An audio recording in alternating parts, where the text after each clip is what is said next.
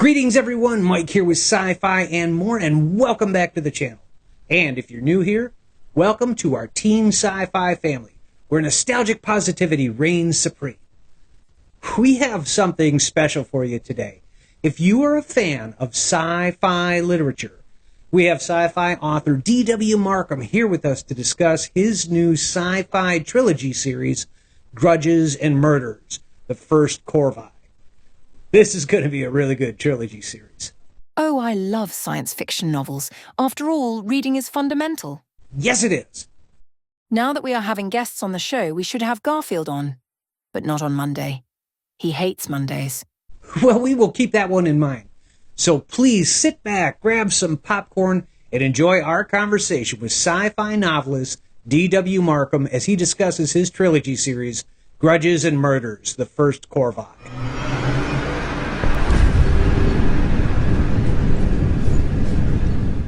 Welcome to our special segment today, everybody. Today we have with us sci-fi author Derek Marcum, who doesn't just have a new book coming out. He's got a trilogy sci-fi series up and coming that is currently, at least two of the books are up at Barnes & Noble right now.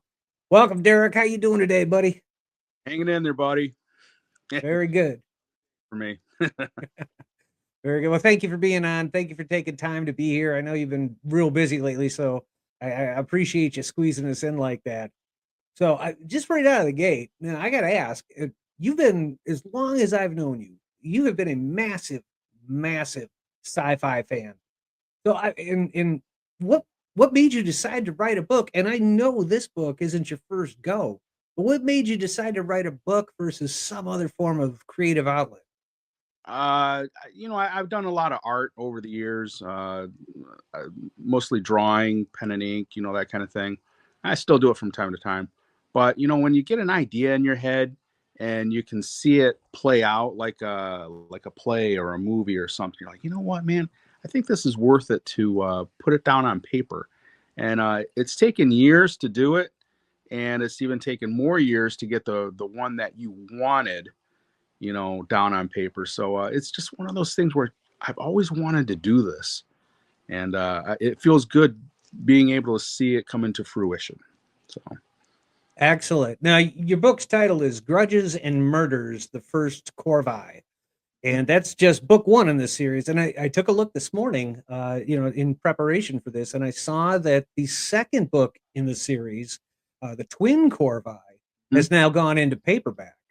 Yeah. There's going to be about 3 or 4 different versions of each book, so you can get it all in ebook, all in paperback, hardcover, or even hardcover with a nice fancy sleeve if you wanted. It'll all be there, so that you can pick and choose how you want. So, excellent. Yeah. Now, this series, which unfortunately I haven't read yet, but it's just so new. This isn't your first attempt at being an author or even having a book published. You had another book published for a number of years. And I'm just curious, because the other book came out so long ago versus the one that's out currently, how has your writing style evolved? What has gotten stronger, or what did you have that maybe you said, nah, this isn't going to work anymore in terms of the style? There was a lot that changed. The original story was kind of there. The characters are there. I changed a lot of names, but the concept of the story was there. And I had a couple close friends read it, and they all said the same thing. They're like, it's missing this, it needs that. So, like a good soup, you got to kind of bring it together and let it simmer for a while and really savor it. And once it starts coming together, you're like, oh my gosh, then I can do this, I can do that. So by the time I was done, like I said before, I ended up with a book that looked like a phone book. This thing was huge. We're 1,200 pages here. I was like, oh my gosh, So, but I ended up dividing it up into, the trilogy that I have. But I ended up with something that was a little bit easier to read. And yes, beginning, middle, end, that kind of thing. But, I really enjoyed writing it. it sounds like I remember you telling me about your little phone book dilemma, and I just remember thinking, I'm like, man, you got a real Tolkien and the Lord of the Rings thing going on, because that was Tolkien's problem too. When the Lord of the Rings first came out, it was Yeah. super big, and he was forced to break it into 3 stories. Before Amazon and we're kind of duking it out right now. But before they canceled my book and I went to Barnes and Noble instead, which they helped me out a lot. Amazon did allow me to buy this book. If it was to be one book, this is what it would look like. And this thing is a monster. It's like 8 by 10. It's huge, man. I'm like, no, we can't go. Well, and that's interesting because, that kind of leads me into my next question. Is we're talking about challenges, and it's challenging. It's challenging to write a novel. I mean, to have the idea and to put it in paper and, put the outline together and kind of feel it out and where it's going and is it captivating? There are so many obstacles outside of your dilemma that you had, getting published, but there are other obstacles that just kind of get in the way and rear their ugly head that kind of prevent you from doing it. But at the end of the day, you managed to push through. I mean, you got over the hump. Yeah. And how did you overcome these obstacles? I started reading how other people put their books together. When someone reads a book, they just read the story and they kind of identify with some of the characters and they move through it, and then there's the end. When I read books, not only do I do that, but I look at how it was put together and edited. Why did they choose this word over this one, or that kind of thing. I really kind of overanalyze it. I didn't have that in my first rendition, my first book. It was like giant Big Mac paragraphs, and it was a mess. Where I'd have one line in between 2 giant it was an editor's nightmare. So I took some English classes, and that helped me a lot as far as how to make a sentence not to be passive, or how to get someone's attention, real Right. quick. The first line of the book, I got your attention. I guarantee it. Oh yeah, I'm sure. And you're like, oh my gosh, geez, what the heck? Are you going to hit me with that? But I got you. And that's the whole premise about how to write a good story. You read Star Wars. Alan Dean Foster wrote the book. Okay. Read the first paragraph of that. And you're like, oh my gosh, that's nothing like the movie, but that's amazing. If you can do that, everything else is cake. That's amazing. I have to admit, for those of you that don't know, Derek and I, we go back quite a few decades, and it's interesting to me that he took an interest in writing, because if you knew him like I do, you would know that he's a pretty phenomenal artist. The drawings and renditions he would do, it was, Derek, to be honest with you, it reminded me of the old 1977 Hildebrandt Star Wars poster, like the one behind me here.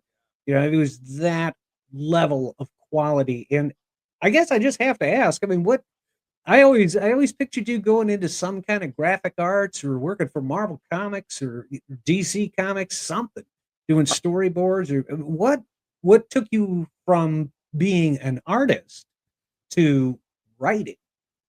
Believe it or not, I was actually dual enrolled in high school. I went to college at night, and there's a big, long, funny story with that. It actually helped me graduate high school. But I did a lot of advertising classes, a lot of like multimedia kind of stuff, how to make posters. I learned how to do that, and I'm like, God, this actually kind of sucks. I'm not into this. You want me to design an ice cream box, but I got to make it better than the other 20 people. And it was extremely competitive, and I didn't like that. So I started to look into other creative ideas that I was able to express myself. And writing was one of them. Well, I will say, I read your first book, so you definitely got some skill going on. So, but Yeah, but no. interestingly, now speaking of the first book, and I know the second one or this new series, kind of draws a little bit, at least from the description that I read. It draws a little bit on the military, and I know you had retired from the Air Force. Can you tell me if your experiences in the Air Force, did they have any kind of input into this book?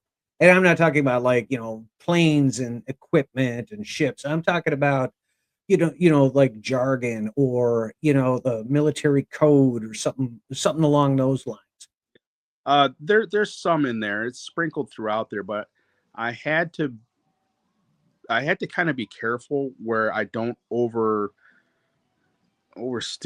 or overthink the reader or whatever.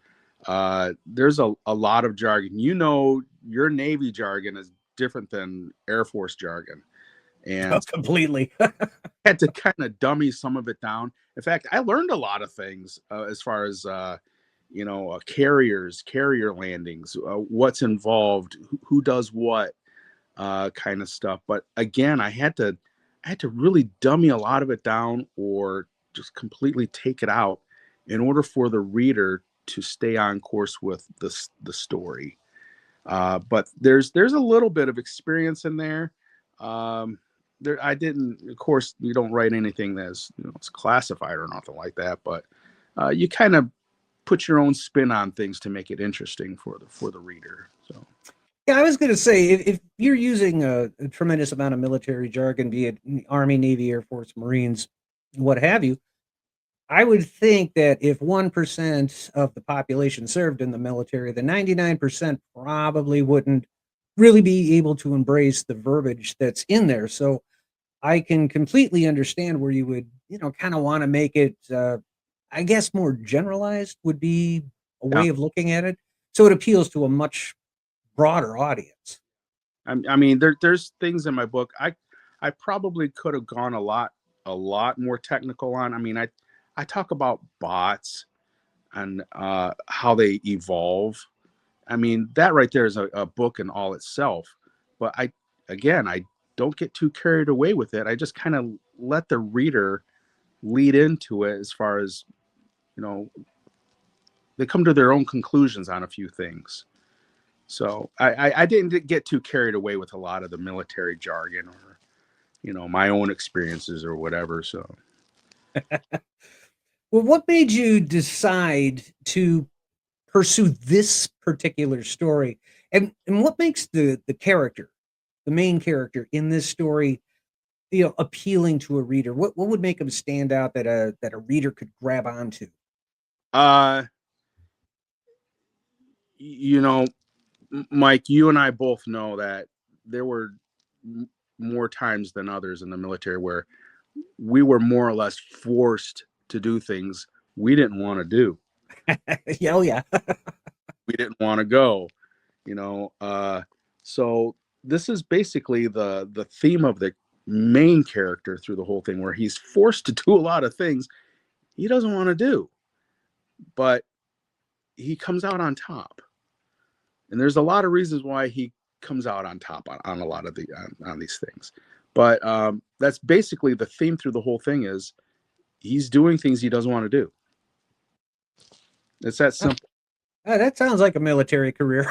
Yeah. I hear why he's doing this, and then he finds out. You're like, oh, I don't have a choice. Yeah, geez, I have to do this. Okay, I got you. So. Oh, that's awesome. That's awesome. So I just have one final question for you, and we'll let you get on with your day.